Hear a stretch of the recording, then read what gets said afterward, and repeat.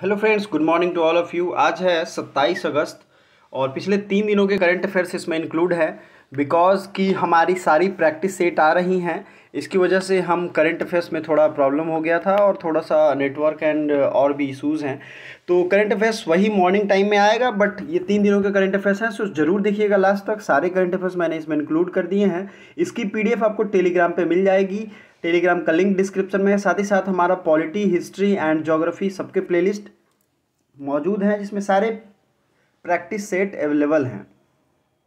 कुछ लोगों की क्वेरीज हैं कि सर पुराने प्रैक्टिस सेट, इट मीन्स कि अगर हमने 30 प्रैक्टिस सेट कर लिए हैं तो सबके PDF हमें चाहिए टेलीग्राम पे। अगर आपको भी चाहिए तो आप इमीडिएटली कमेंट करो हमें, हम आज ही उसको सारा एक साथ लाइन से आपको दे देंगे, ठीक है।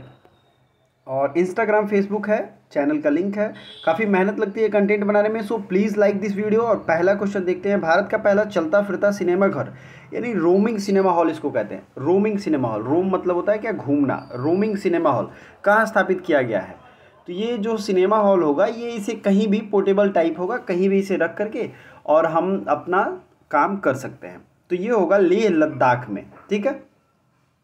नेक्स्ट क्वेश्चन है, ग्रीष्मकालीन पैरालंपिक 2021 कहाँ होगा? देखिए, ओलंपिक के संबंध में दो चीज़ों आपको मैं ट्रिक दे देता हूँ। अगर विंटर लग जाता है ओलंपिक के पहले तो ये विंटर होता है बीजिंग में होगा इस बार, ठीक है। और अगर समर ओलंपिक यानी ग्रीष्मकालीन ओलंपिक लग जाता है तो ये कहाँ होगा? ये जापान में होगा, ठीक है। तो ये दोनों चीज़ों में आपको अंतर समझना है। समर और विंटर दोनों में अलग अलग बातें हैं। समर का मतलब क्या हो जाएगा? ग्रीष्मकालीन, तो जो जापान में होगा, और विंटर हो जाएगा बीजिंग में। नेक्स्ट क्वेश्चन है, सहकारिता मंत्रालय के संयुक्त सचिव यानी who has been the joint secretary of ministry of cooperation या कोऑपरेटिव सोसाइटी मिनिस्ट्री, ऐसे इसे कह सकते हैं। ये होगा कोऑपरेटिव सोसाइटी जो होते हैं। कोऑपरेटिव सोसाइटी किस आर्टिकल के तहत लाया गया बताइए? 43B, है ना। तो आपको ये याद होना चाहिए। अभय कुमार को इनका ज्वाइंट सेक्रेटरी बनाया गया। न्यू अपॉइंटमेंट है, याद रखना चाहिए आपको। भारत और किस देश के बीच संयुक्त सैन्य अभ्यास काजिंद 2021 किया जाएगा? काजिंद, इसका ट्रिक मैंने पहले ही बताया था। जहाँ काजिंद है तो वो कजाकिस्तान है, इंड से इंडिया है, ठीक है। तो कजाकिस्तान और इंडिया के बीच में ये आयोजित किया जाएगा। दोस्तों, पिछले पूरे साल के करंट अफेयर्स की PDF हमने लॉन्च कर दी है और उसकी प्राइस 55 रखी है। डिस्क्रिप्शन में लिंक है, आप वहां से पे करके हमें PDF के व्हाट्सएप के थ्रू भी PDF ले सकते हो। अदरवाइज अगर आपको अपने से तैयारी करनी है तो हमारा मंथली करंट अफेयर्स का प्लेलिस्ट है। Section by section her month के हमने ढेर सारे प्लेलिस्ट उसमें बना के रखे हैं। वीडियो आपको 2, 4, 5 दिन लगेंगे, वो उसको देख देख के आप धीरे धीरे नोट कर लोगे कॉपी में, तो भी आपका वो काम हो जाएगा, ठीक है।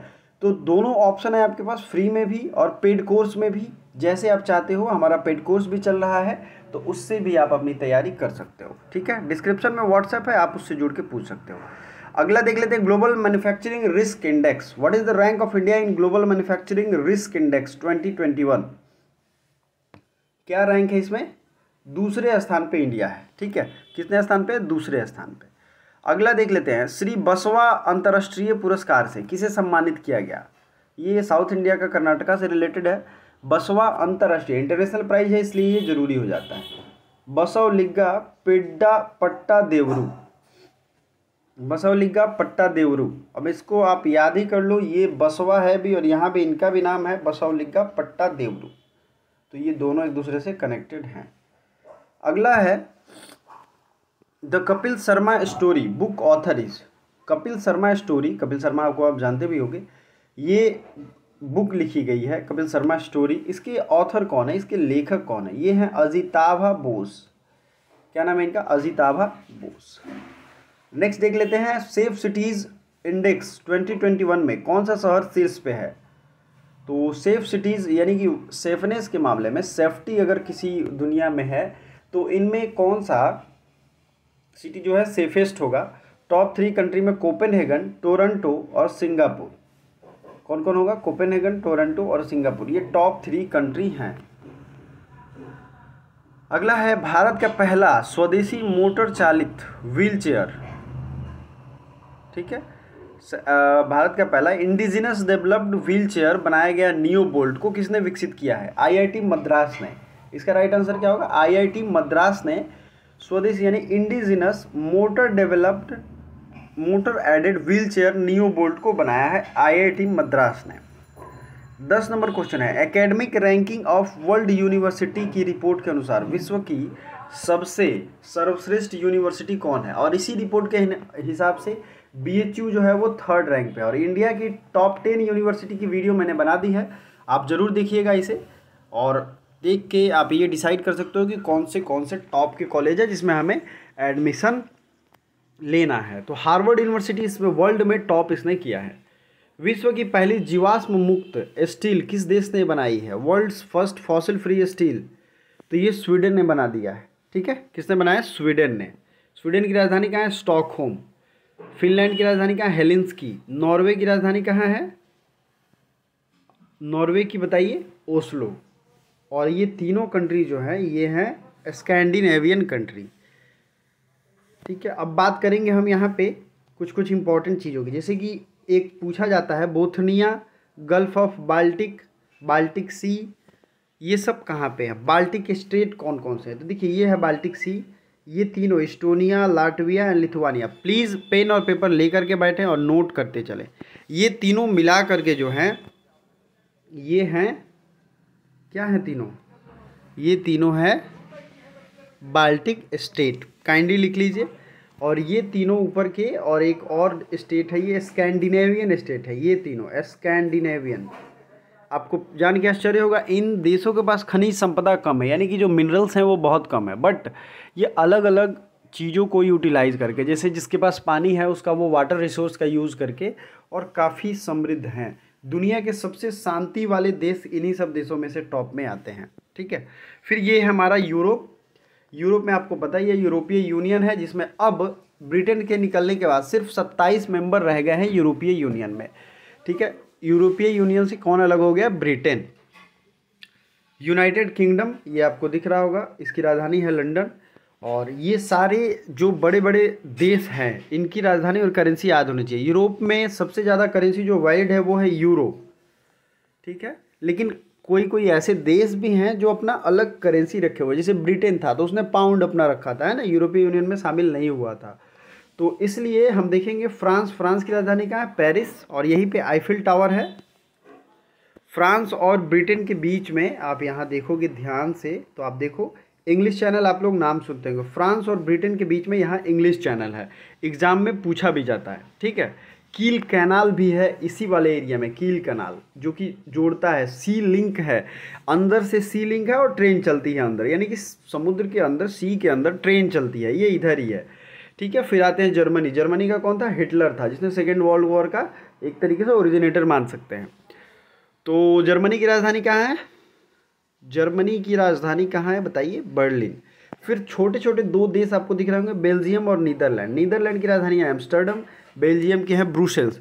इस ब्रुसेल्स में नाटो का हेडक्वार्टर है, नॉर्थ अटलांटिक ट्रीटी ऑर्गेनाइजेशन, इसका हेडक्वार्टर है कहाँ पे, ब्रुसेल्स में। ठीक है, और नीदरलैंड में दहेग में, नीदरलैंड के दहेग में ICJ है, यानी कि इंटरनेशनल कोर्ट ऑफ जस्टिस, ये कहाँ है, नीदरलैंड के दहेग में। स्विट्जरलैंड की राजधानी कहाँ है, बर्न में। अब देखते हैं कुछ और इम्पोर्टेंट इन्फॉर्मेशन, जैसे ये है मेडिटेरेनियन सी, और ये हो गया यूरोप, और ये है अफ्रीका। अब कौन सा स्ट्रेट है जो इन दोनों को जोड़ता है, तो स्ट्रेट ऑफ जिब्राल्टर यूरोप और अफ्रीका को जोड़ता है, काइंडली नोट कर लीजिए, स्ट्रेट ऑफ जिब्राल्टर, यूरोप और अफ्रीका। फिर बात करेंगे हम लोग, ये है एड्रियाटिक सी, तो एड्रियाटिक की रानी किसे कहते हैं, क्वीन ऑफ एड्रियाटिक, ये कहते हैं इटली को। ठीक है दोस्तों, यहीं पे जो सी है, मेडिटेरेनियन, आयोनियन, टेहरेनियन, एड्रियाटिक, ये सारे सी यहीं पे, एजियन, इट मीन्स कि जिसमें ईयन लगा है, सब के सब इधर ही हैं। ठीक है, क्वेश्चन में आपके आया हुआ है ब्लैक सी, और मैप तो ज़रूर याद रखना है क्योंकि मैप से क्वेश्चन पूछे जा सकते हैं। ब्लैक सी के बारे में मैंने ट्रिक आपको दिया था, यूरोप और एशिया दोनों के बीच में है। मैंने ट्रिक क्या दिया था ब्लैक सी का, आप देखिए यहाँ पे है ब्लैक सी, रब GT, R से होगा रोमानिया, यूक्रेन, बुल्गारिया, G से जॉर्जिया एंड टर्की। ये इससे आप याद कर पाओगे ब्लैक सी का पूरा अराउंडेड कंट्री। फिर से लिख लो, RUBGT, Ukraine and Turkey. T से 2 है, सॉरी T से नहीं, R से 2 है, रोमानिया एंड रूस दोनों हैं। आगे बढ़ते हैं, भारत सरकार ने काबुल से भारतीय नागरिकों को सुरक्षित वापस लाने के लिए कौन सी योजना शुरू की है या कौन सी ऑपरेशन शुरू की है? ऑपरेशन देवी शक्ति। ये जो है अफ़गानिस्तान से भारतीयों को वापस लाया जा रहा है। आपको पता है तालिबान का वहाँ कब्जा हो गया है और उसने राजधानी में भी और एयरपोर्ट पे कितनी ज़्यादा धक्का मुक्की चल रही है। तालिबान का पूरा इतिहास अगर आप उठा के देखोगे तो ये वायलेंस से भरा हुआ है, इसलिए वहाँ के लोग इसे पसंद नहीं कर रहे इस शासन को। तो ये ऑपरेशन का नाम क्या है? ऑपरेशन देवी शक्ति। यहाँ पे इसका राइट आंसर है ऑपरेशन देवी शक्ति। राष्ट्रीय मुद्रीकरण पाइपलाइन योजना को किसने लॉन्च किया? Who launch national monetization pipeline? तो ये लॉन्च किया है निर्मला सीतारमन का। इनका उद्देश्य जो है ये इंफ्रास्ट्रक्चर को डेवलप करना, जो इंफ्रास्ट्रक्चर रुके हुए हैं, इंफ्रास्ट्रक्चर नहीं बन पाए, उनको फाइनेंस करके कोई भी देश का जो विकास होता है वो कैपिटल आउटपुट रेशियो उसमें देखते हैं। ये इकोनॉमी का मैं थोड़ा डिटेल जा रहा हूँ।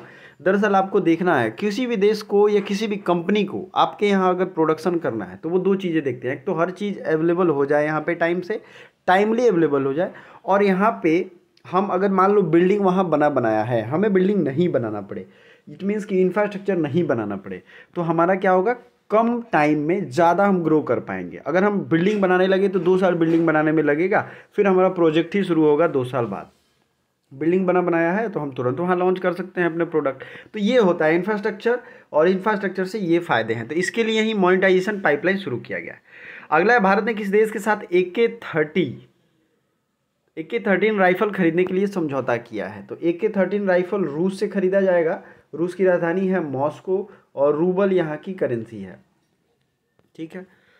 अगला है भूस्थानिक नियोजन पोर्टल युक्त धारा, यानी कि जियो स्पेशियल प्लानिंग पोर्टल जो है, पोर्टल का नाम क्या है? युक्त धारा। इसे गिरिराज सिंह ने लॉन्च किया। तो 2 चीज़ें याद रखना है, एक तो जियो स्पेशियल प्लानिंग पोर्टल युक्त धारा इसका नाम है। दिल्ली सरकार ने आदर्श नगर स्थित राजकीय बाल विद्यालय का नाम किस ओलंपिक विनर पे रखा है? रवि कुमार दहिया। अगला क्वेश्चन, अंडर-20 वर्ल्ड एथलेटिक्स चैंपियनशिप में किस भारतीय ने लंबी कूद में रजत पदक जीता है? तो ये सिल्वर मेडल जीत लिया है शैली सिंह ने। ठीक है। लॉन्ग जंप में भारत का टॉप 3 यूनिवर्सिटी, और ये है IISc बेंगलुरु, कलकत्ता यूनिवर्सिटी और BHU। इस पे मैंने वीडियो बना दिया है, आप जरूर देखिए। धैर्य या विश्वास के आधार पर हिंसा के कृत्यों के पीड़ित की याद में अंतर्राष्ट्रीय दिवस, ये काफ़ी बड़ा है। International day of commemorating the victim of act of violence based on religious और बिलीफ। तो ये 22 अगस्त को ये दिवस मनाते हैं। हरीन पर्वथानेनी किस देश में भारत के अगले राजदूत होंगे? तो ये जर्मनी, जो हमने ऊपर देखा था, इसी के राजदूत ये अपॉइंट किए जाएंगे, हरीश पर्वथानेनी। CCTV के मामले में इंडिया का कौन सा शहर पहले स्थान पे है? तो ये है दिल्ली। चलिए, आपको जो आज कमेंट करके बताना है, दिल्ली भारत की राजधानी कौन से ईयर में बनी थी? ऑप्शन है 1911, 12, 1913। जो भी राइट आंसर है कमेंट जरूर करिए। Thank you so much.